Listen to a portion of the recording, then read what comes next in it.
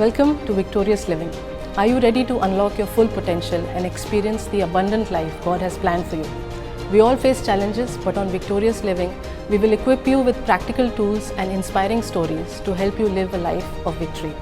Let's prepare ourselves to learn something new today. Before we jump in, let's spread the victory. Share this video with someone who needs a fresh perspective. You were created for greatness. Let's dive in and discover how to live a life of victory.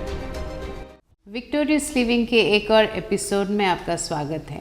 हमें बहुत खुशी है कि आप ये programme से उत्साहित हैं और आप ये प्रोग्राम को देख पा रहे हैं और इससे फ़ायदा भी ले रहे हैं। और हमें जो टेस्ट और कॉल्स मिल रहे हैं उससे हमें पता चल रहा है कि ये प्रोग्राम आपके जीवन में एक आशीष का कारण है। मैं परमेश्वर का धन्यवाद देती हूँ कि उन्होंने एयरवेव्स के मार्ग से हमें इजाज़त दी कि हम आपके घर तक पहुँच सकें और आपसे बात कर सकें। आगे बढ़ने से पहले आज मैं बात करने वाली हूँ और उससे बात करने से पहले मैं प्रार्थना करना चाहूँगी। पवित्र आत्मा आप आएँ और आप हमसे बात करें। Think through my mind and speak through my voice lord and give me tremendous revelation so that I can pass on to your people. परमेश्वर मैं धन्यवाद देती हूँ कि आपने एक एक इंसान को यहाँ पे चुना है जो मुझे सुन रहे हैं और उनके ज़रिए से परमेश्वर आप जीवन की ज्योति दुनिया में फैलाना चाहते हैं। परमेश्वर हम धन्यवाद देते हैं जिन किसी को भी आज यीशु के नाम से, आमीन। आज मैं 3 इसके बारे में बताऊंगी। पहली जो है जॉन चैप्टर 5 से। Afterward Jesus return to Jerusalem for one of the Jewish holy days. Inside the city near the sheep gate was the pool of Bethesda with 5 covered porches. यहाँ पे जीसस एक पैरालाइज इंसान से मिलते हैं जो 38 साल से पैरालिटिक है।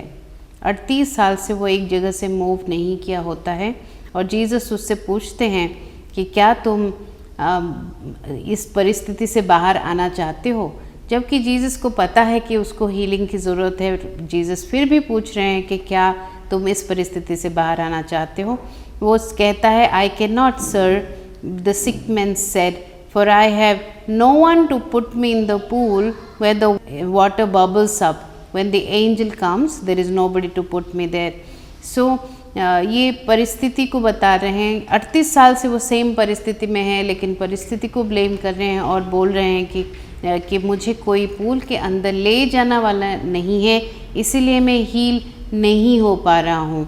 तो यहाँ पे जीसस उसको वर्स 8 में बोलते हैं कि stand up, pick up your mat and walk. यहाँ पे जीसस उसको बोलते हैं कि उठ खड़े हो और अपनी मैट को उठाओ और चलो।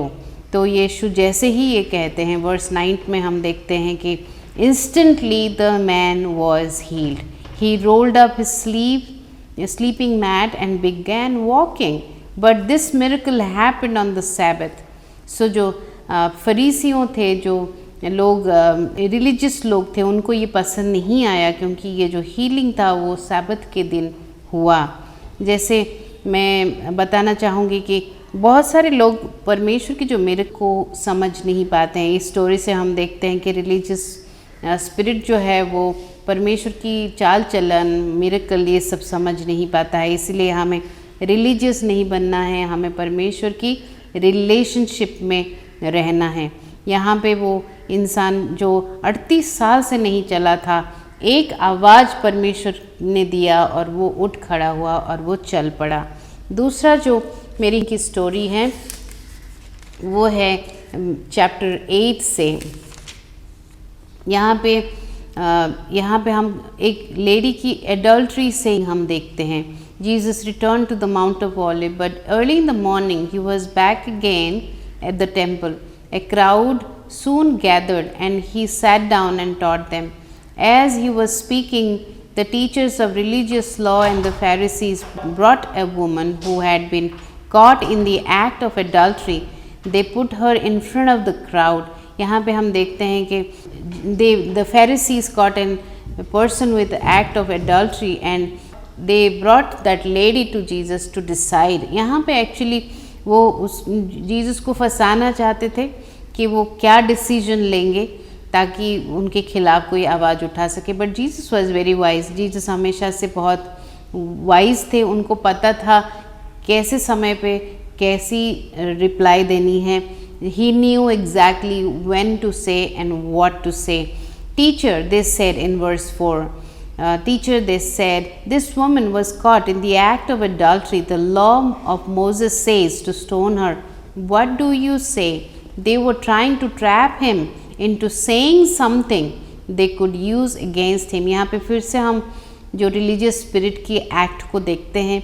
रिलीजियस स्पिरिट हमेशा अनदेखा कर देता है जो परमेश्वर का भला परमेश्वर कर रहा है, भलाई उत्पन्न कर रहा है, वो अनदेखा कर देता है और हमेशा एक क्रिटिकल पॉइंट ऑफ व्यू से देखता है और कंप्लेन करता है कि मिरेकल क्यों हुआ. तो यहाँ पे एक्ट ऑफ एडल्ट्री मतलब man and woman both were involve, लेकिन यहाँ पे सिर्फ लड़की को लाया गया और उसको स्टोन टू डेथ करने के प्लान में है. यहाँ पे वो देखना चाहते हैं कि जीसस उसको बचा पाएंगे कि नहीं. They were trying to trap him. So आगे क्या हुआ? They kept demanding an answer. Verse 7 says, all right, Jesus said, but let the one who has never sinned throw the first stone. यानी कि यहाँ पे ये पढ़ते हुए मुझे महसूस हो रहा है कि दूसरे के ऊपर उंगली उठाने से पहले हमें देखना चाहिए कि हमारे अंदर पाप है या नहीं है. कई बार हम लोगों को क्रिटिसाइज़ करते हैं, जज करते हैं, उनके बारे में गॉसिप करते हैं विदाउट थिंकिंग कि कभी कहीं पे हम भी तो गलतियाँ करते हैं, हम भी तो प्रॉब्लम में जाते हैं और पाप भी करते हैं. तो यहाँ पे he stoop down and started to write on the ground. मैं आप लोगों को पूछना चाहती हूँ कि क्या उन्होंने लिखा होगा. बहुत सारे लोग बहुत सारी चीज़ें कहते हैं. मुझे लगता है उन्होंने आइज़ाया 53 लिखा होगा कि मैं उसके लिए कुर्बान होने जा रहा हूँ, उसके पापों के लिए. सो यहाँ पे व्हेन द एक्यूजर्स हर्ड दिस कि जिसके पास कोई पाप ना हो सिर्फ वही पत्थर मार सकता है. जब एक्यूजर्स उसको सुना, एक के बाद ओल्डेस्ट लोग से शुरू करके यंगेस्ट सब लोग चले गए और Jesus and the lady was standing alone. When Jesus stood up again and said to the woman, where are your accusers? Didn't even one of them condemn you? No, Lord, she said. And Jesus said, neither do I condemn you. Go and sin no more. यहाँ पे एक है addiction से, है हमारी past से, है हमारे नेचर ऑफ पास्ट लाइफ से. जीसस जब आपको आज़ाद करते हैं वो आपको शक्ति भी देते हैं, ग्रेस भी देते हैं कि वो आगे चल के आप पाप ना करें.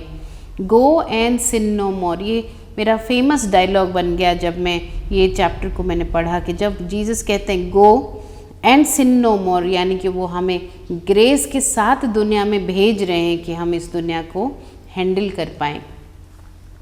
तीसरी जो पास्ट लाइफ से, हमारी एडिक्शन से, तीसरी जो मिरेकल में बुक ऑफ जॉन से चैप्टर 9 से पढ़ रही हूँ वो है जीसस जब देखते हैं एक ब्लाइंड पर्सन को. Jesus was walking along, he saw a man who had been born blind from birth. He was born blind. Rabbi, his disciples asked him, why was this man born blind? कि ये जो इंसान है वो क्यों blind पैदा हुआ? क्या इसकी माँ बाप ने पाप किया या इसने पाप किया? It was not because of his sin or his parents' sin. Jesus reply देते हैं कि ये किसी का भी पाप नहीं है.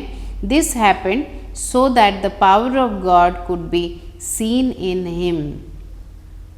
We must quickly carry out the task assigned to us by the one who sent us. The night is coming. एक समय आ रहा है जब हम चाह के भी भला नहीं कर पाएंगे. 2 रीज़न से, या तो सरकमस्टेंस हमें अलाउ नहीं करेगी या तो हम ये जीवन छोड़ के चले जाएंगे दूसरे जीवन में.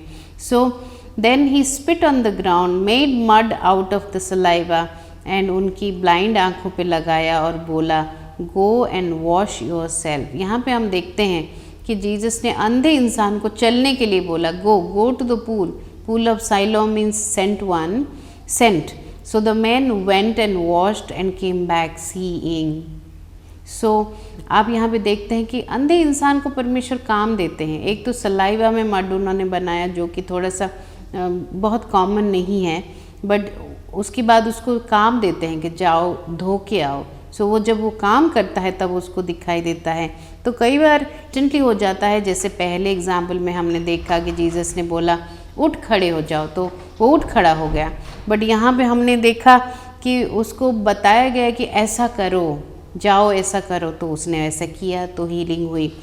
तो यहाँ पे नेबर्स एंड अदर पीपल जो उनको जानते थे वो सब कंप्लेन करने लग गए, क्योंकि उसको पता नहीं था कौन जीसस हैं। Then he told them, the man they call Jesus made mud and spread it over my eyes and told me go to the pool of Siloam and wash yourself, and so I went and washed and now I can see. So जो religious people हैं उनको फिर से ये अच्छा नहीं लगा, वो कंप्लेन करने लग गए, उसके माता पिता को बुलाए, उसको क्वेश्चन करने लग गए। तो रिलीजियस लोगों में हलचल मच गई कि आखिर ऐसा क्यों किया, किसने किया। और वो खुश नहीं थे कि एक बॉर्न ब्लाइंड इंसान है जो देख पा रहा है। वो खुश होने की बजाय कंप्लेन करने लग गए कि कौन ये है। और जब उसका साथ ही इंसान देने लगा, क्योंकि वो बॉर्न ब्लाइंड था, उसने कभी देखा नहीं था, और आज वो बहुत खुश है। He was blind, now he can see. लेकिन बॉर्न ब्लाइंड की देखने की खुशी में खुशी शामिल होने की बजाय वो कंप्लेन करने लग गए। सो हम देखते हैं कि कई बार जो रिलीजियस स्पिरिट है वो मिरेकल्स को देख नहीं पाता है, मिरेकल्स को पे कंप्लेन करने लग जाता है। यहाँ पे फिर से हम एक स्टोरी देखते हैं, लैजरस जो डेड में से राइज होते हैं, जॉन चैप्टर 11 में।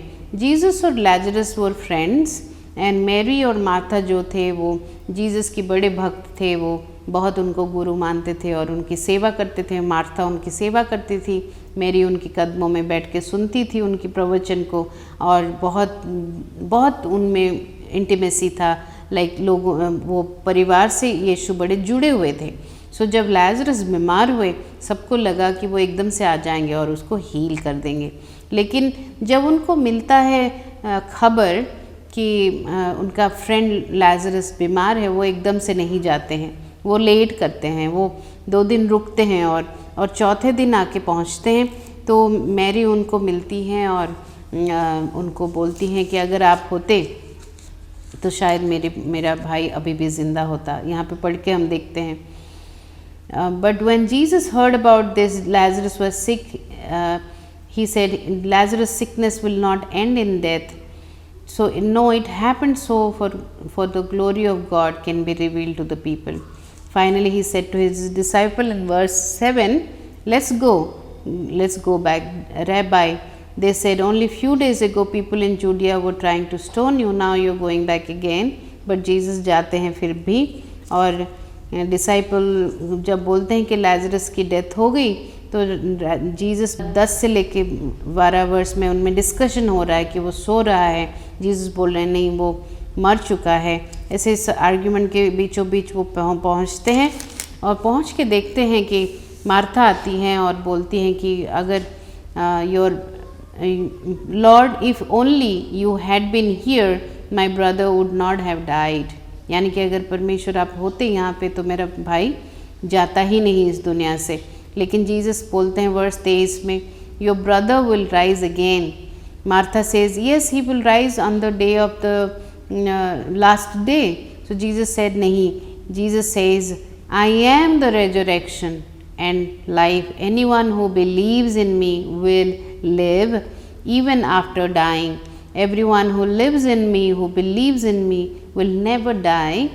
Do you believe this, Martha? Yes, Lord, she said. She told him, I have always believed you.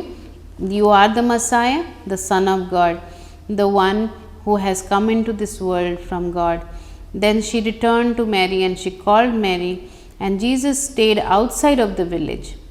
So बाद में 32 verse में Mary arrives and she again says, Lord, if you only you've been here, my brother would not have died. Again the दूसरी sister भी वही बोलती हैं। लेकिन Jesus, यहाँ पे लिखा गया है कि Jesus saw this and he wept.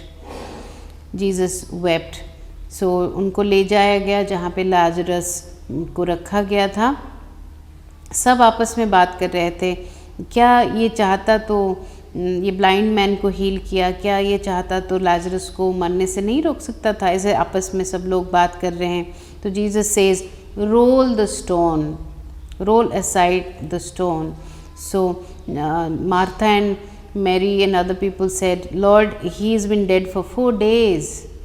The smell will be terrible. कई बार बैड स्मेल से हम डर के मिरेकल की तरह स्टेप इन नहीं करते हैं।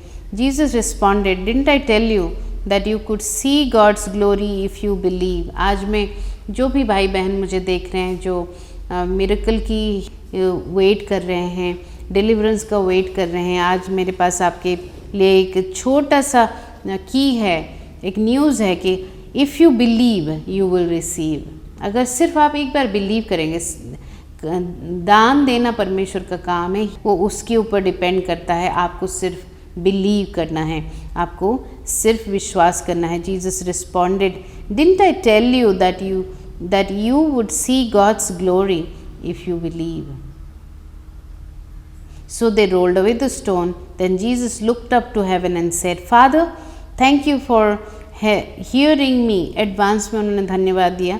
You always hear me, but I said it out loud for the sake of all the people who are standing here, so that they will believe that you sent me. 43 verse में Jesus कहते हैं, Lazarus come out. And the dead man came out, his hands and feet bound in grave cloth, his face wrapped in a headcloth. Jesus told them, unwrap him and let him go. So यहाँ पे कुछ stages हैं miracle को receive करने का। सबसे पहला stage है कि आप बाउंड कर सकते परमेश्वर को। हमने देखा कि वो 4 दिन लेट आए थे, but still he came on time. Second हम देखते हैं कि ऑलरेडी ग्रेव में बॉडी था और कोई रोल अवे करना नहीं चाहता था स्टोन को, लेकिन जीसस ने आउट ऑफ द वे जाके हीलिंग दी। यानी कि चाहे आपका सर्कमस्टेंसेस क्या भी रहा हो आज की डेट में, परमेश्वर में वो कैपेसिटी है कि आपको वो। उसके बाद हम देखते हैं कि Jesus says, didn't I tell you that if you believe you will receive. So say it out loud. आज आप ऊंची आवाज़ में मेरे साथ बोलिए कि मैं विश्वास करती हूँ, मैं विश्वास करता हूँ और मैं रिसीव करूँगा। मैं विश्वास करता हूँ, मैं विश्वास करती हूँ और मैं रिसीव करूँगा। क्योंकि आपके बिलीव करने पे परमेश्वर क्विकली काम करते हैं। टोटली कई बार डिपेंड करता है कि आप कितनी अनकंडीशनली परमेश्वर पे भरोसा करते हैं। रिसेंटली मैं यूएस में थी और परमेश्वर ने मुझे और रोज़ कम्युनियन लेने के लिए बोला। आप यकीन नहीं मानेंगे, आज वहाँ पे कुछ भी नहीं है। सो मैं आपको बताना चाहती हूँ कि आपका जो अनकंडीशनल डिपेंडेंसी है परमेश्वर पे, और यहाँ पे जीसस लाजरस को डेथ में से भी बाहर निकाल के लाते हैं। क्योंकि परमेश्वर जब चाहता है तो वो देता है, बिना रिजर्वेशन के आपको देता है। और just like a father doesn't withhold the bread from the children, वैसे ही परमेश्वर आपसे आपकी नहीं रोकेगा। आप अपने साथ कम्युनियन ले लीजिए। अंत की एपिसोड जब अंत होगा, जब मैं प्रार्थना करूंगी, आप कम्युनियन को लीजिए और साथ में कम्युनियन लीजिए मेरे साथ जब मैं प्रार्थना करती हूँ। और मैं चाहती हूँ कि आप आज बिलीव करें, परमेश्वर इससे बड़ा है। सो आप ये मत देखिए कि परमेश्वर कैसे करेगा, आप ये देखिए कि उसके पास वो ताकत है कि वो आपको कर पाए। आज हमने 4 स्टोरीज़ देखे। एक में इमोशनलिंग होता है, जो चैप्टर उसमें देखा हमने कि lady caught in adultery, chapter 8 में हमने देखा कि यहाँ पे हम इमोशन देखते हैं, ग्रेस को प्रोवाइड करते हुए देखते हैं। पास्ट का हीलिंग हो गया, जो दर्द से होके वो लेडी गुजरी थी। हमने देखा 38 साल से वो हिला नहीं था, लेकिन एक आवाज़ से वो उठ खड़ा हो गया। फिर हमने ये देखा कि एक ब्लाइंड पर्सन जो बॉर्न ब्लाइंड था, यीशु ने उसको ठीक किया, लेकिन हीलिंग करने का जो तरीका था वो अलग था।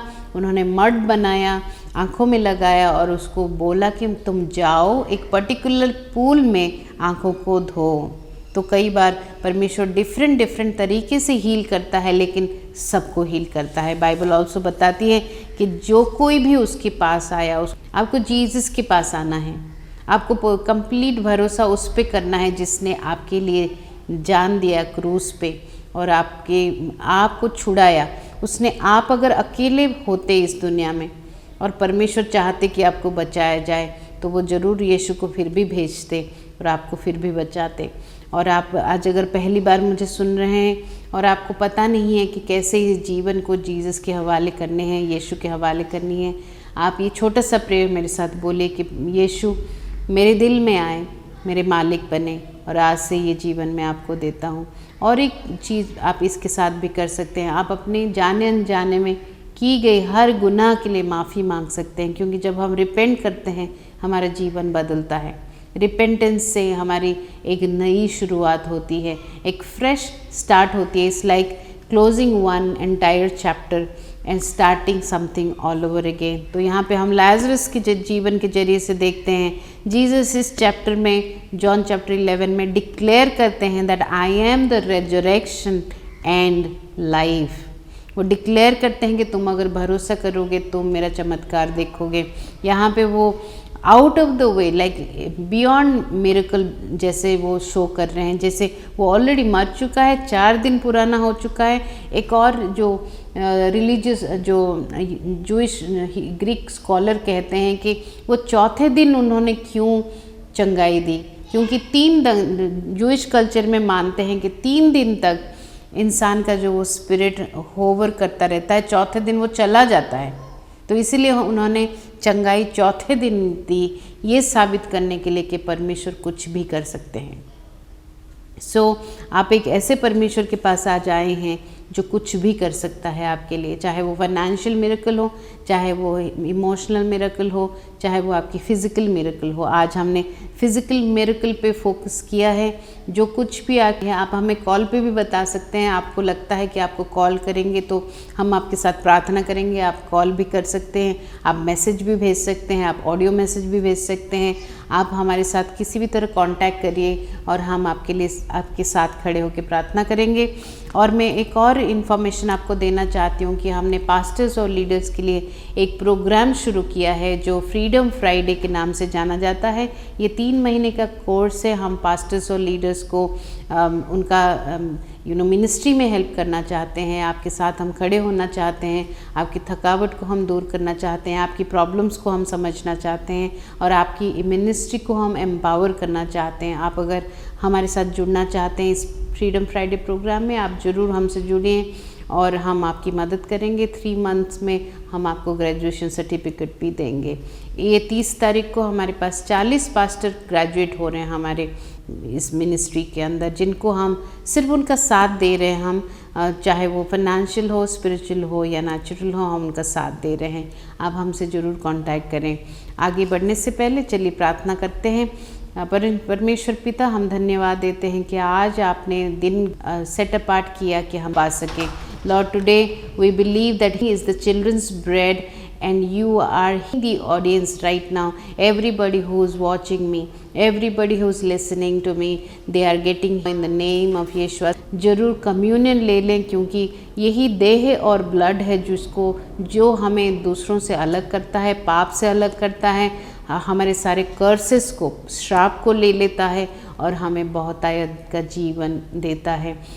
परमेश्वर पिता, मैं एडवांस में धन्यवाद देती हूँ सारी गवाहियों के लिए, सारे टेस्टिमनीज़ के लिए।